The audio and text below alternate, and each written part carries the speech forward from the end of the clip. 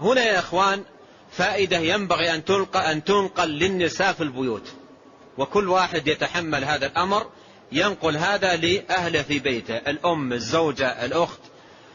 ننظر طريقة نساء الصحابة أمهات المؤمنين، وهن قدوة للمسلمين عموما. فجويرية رضي الله عنها تصلي وتجلس في مصلاها، تصلي وتجلس في مصلاها، تجلس في مصلاها المكان الذي صلت فيه في بيتها، تبقى جالسة فيه تذكر الله سبحانه وتعالى.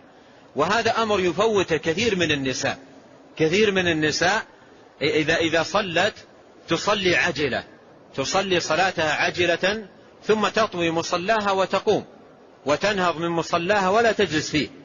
بينما حال نساء الصحابة حال آخر، فكانت جالسة في مصلاها، دخل عليها النبي عليه الصلاة والسلام أو خرج من عندها وهي في مسجدها، يعني في مصلاها المكان الذي صلت فيه.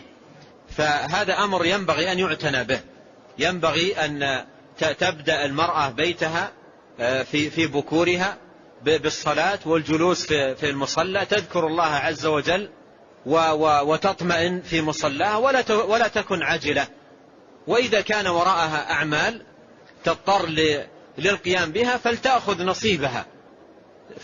نصيبها ولتأخذ حظها من الجلوس في مصلاها طلبا للبركة، بركة الإبكار وأذكار الصباح، وهي جالسة مطمئنة في مصلاها، ثم بعد ذلك تنهض لأعمالها ومصالحها وأولادها. فهذا من الأمور المهمة التي ينبغي أن يعتنى بها.